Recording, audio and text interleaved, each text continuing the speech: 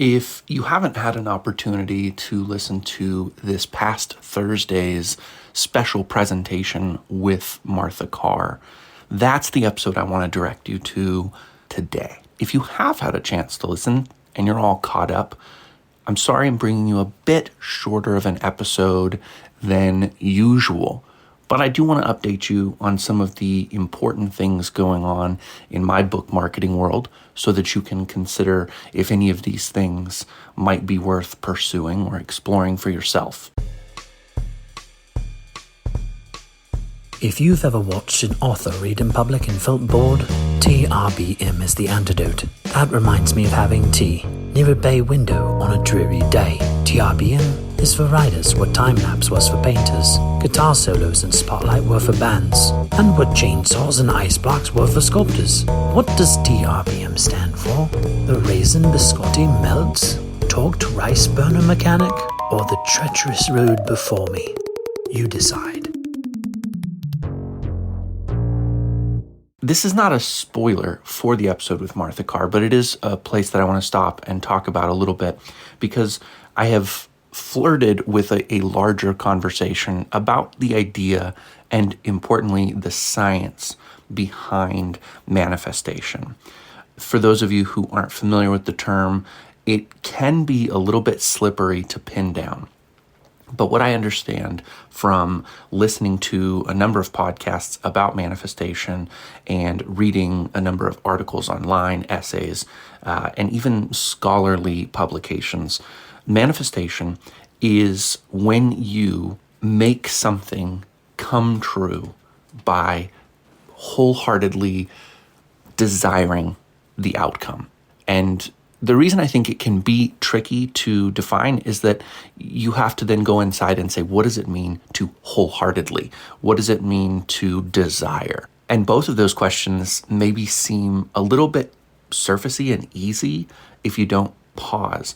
What is desire? If I walk through the grocery store and I'm hungry, I might see a bag of chips and feel hungry and buy the bag of chips. And is that desire? And is it the same kind of desire as I have when I wake my wife up in the morning and think she's really beautiful and I desire to always be with her? Or, she's really beautiful. My brain just tried to edit for me and people won't like that I went directly to beautiful, but I'm sorry, I find her beautiful. And that plays fairly high in my esteem of her is the way that she looks. Long story that I'm not going to go into here, but I did once get engaged to a woman that I did not find beautiful because I was in a Christian tradition and it was really important that you were faithful to not have any kind of intimacy with a person until you were married. And I thought my best chance at actually achieving that is to not feel physically attracted to the person I'm with. So as awful as that is, it certainly was defined by a goal that I desired to be pure because of what I believed religiously. I look back at those times and I think it was fairly destructive, and I think that the church has been fairly destructive to a lot of people because of some sort of strange strictures that they've put around romantic relationship. But desire, it's pretty easy to see the way that I desire my wife and how that differs from a bag of chips. And what's the middle ground in manifestation? Well, I can tell you right now that I am working on kind of a bigger vision board. I'll try to take a picture and add this to the Substack show notes if you are a subscriber of mine on Substack so that you can see how lame my vision board is right now. But I will read to you the 3 goals on my vision board right now. It may get larger as I build it out and think about it more. There will certainly be photos and that kind of stuff eventually. But right now it's just 3 8.5 by 11 sheets of paper with large wording written on them. And I'm going to read them for you right now. I am a best-selling novelist, earning a full-time living on my writing. I have healthy eating and drinking habits and slimmed down to 185 pounds. Play is a massive part of my life, and I'm not embarrassed to talk about it. So one of them is a physical goal. It's just, that's where my weight is healthy, and so much of my life is better when I'm at a healthy weight. Right now, I am pushing 100 pounds overweight from where I want to be. And that's embarrassing to admit, but it's true. The best-selling novelist, that's obvious. That's what this whole show is about. And then play. I think that's the one that maybe will surprise some people. And I continue to look at it and I want to manifest that into reality for me. There's something about being successful that a person's inclination is to just badger you over the head with how hard they worked to get there. And the truth is that I do work really hard. But I think about play, and I would rather be the kind of person who brags about having the opportunity to constantly be at play, having fun with what I'm doing. And that is a more enjoyable kind of life, I think, than being very serious all the time and not having fun and not playing. So if I can make writing, reading, those kind of things about play, all the better. If my time with my kids and my wife can be about play, all the better. If I can travel to places and explore and have great food, not too much of it, great drinks, not too many of them, and really embrace the world, play is, I think, the spice. And so I'm looking at those 3 goals every day and working toward manifesting them. You might say, isn't that just goal setting? Well, you'll notice that all 3 of those goals have no time limit on them. They're not saying this is when I'm going to do it. Some people believe that you should have a time frame, but I'm not. I'm just thinking this is the person that I want to be as a permanent fixture of my life. Play, body size, composition, weight, all of that kind of thing, and then selling novels. Those are things that I want to be a permanent part of me. There may be more as I think deeply into it and add to it, but you'll notice a couple features of the goals that I set up. They're all written as if they've already happened. I understand from listening to Dr. Tara Swart-Bieber that you want to write those goals as if they've already happened, that the brain actually interacts with you, or the mind, you integrate it differently when you speak it and think it as if it's already occurred. So part of the manifestation process is that ownership. I don't fully understand it, but I'm just doing it. Then the next question is, are those things that I desire enough that I'm perpetually moving toward them? Because you can't sit on the couch and read a goal and expect it to come true.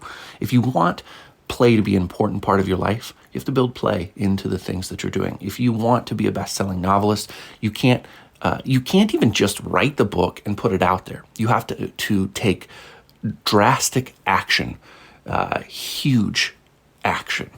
I mentioned Grant Cardone lately. I have a great guest coming on who's a fan of Grant Cardone, and that's really exciting because I don't run into many novelists who like him. I think a lot of creatives find him a little bit off-putting, and some aspects of him I also find off-putting, but I was speaking with her a little bit, or messaging back and forth with this future guest about Grant and the things that you have to do in order to get your books to sell. You have to be doing something that most other authors aren't doing at a level of action that most other authors aren't doing it if you want to see the kind of outcome that makes you a bestseller. The reason that every author isn't a bestseller is that most authors won't take this kind of action. If you think about traditional publishing, there are elements of it that make it difficult. I've seen myself and author friends of mine trapped because of traditional publishing contracts that make it impossible to really market effectively. You don't have enough money, you don't have enough margin, you don't have enough creative leeway. There are so many things holding you back if you're traditionally published, I think, at this point. And then you also have Libby Grant / Libby Hawker, who traditionally publishes because she's able to just put a ton of content out there, and she lets the publishers handle all of the marketing stuff for her, and that works out really well for her. She makes a good living doing it. She was a guest on this podcast. Catch that episode if you aren't familiar with the conversation. But essentially, she writes 5 hours every day, and she submits book after book after book to her publishers, and she's just so consistent with that she's able to have the life she wants and not worry about marketing. That's great. That's one avenue that you could take. I would probably take that avenue myself in some regards if I could, because the less you can do, the more you can play, I guess. But I also do love marketing, and I've realized I love making this podcast even on a morning where I'm feeling a little bit headachy, long day in the sun yesterday, watching a baseball tournament my kids played, sunburnt, if I didn't mention.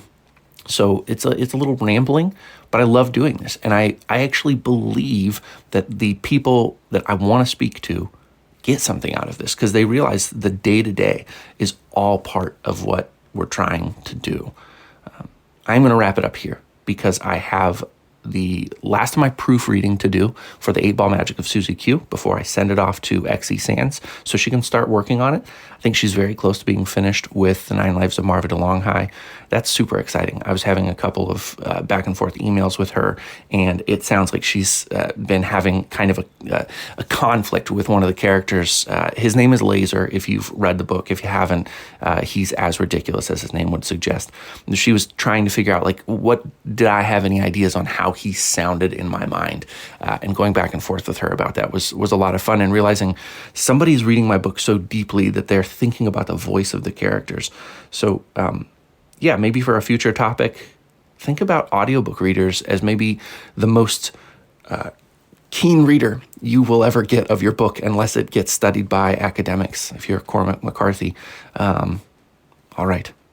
You can buy my books on my website. I'll have links to that in the show notes.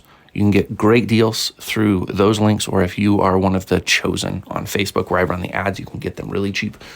But you can always grab the books, and if you really, really want my books and you want the discount and you don't get the certain one that you're looking for, just reach out to me and I will personally email you the discount code you need to get any of my books at the cheapest possible price that I can afford to offer them if I'm going to make a living as an author.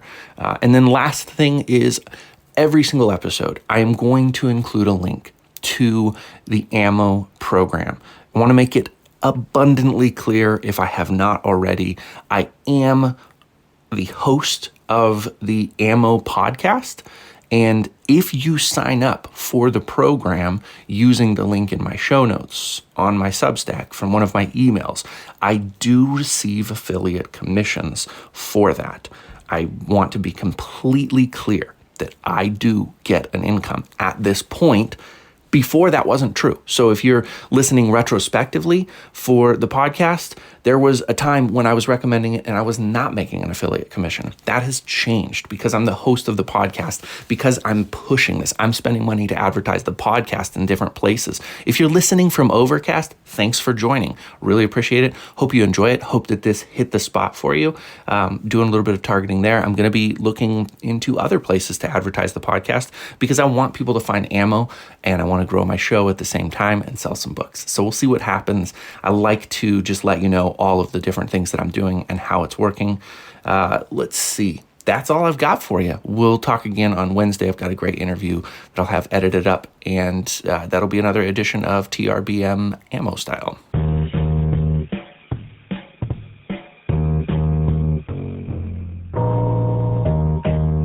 Thank you for listening to TRBM. The theme music was provided by the ever-talented Christopher Talon. And hey, if you liked what you heard, share this show with other readers, because what's the point of telling stories if nobody's listening?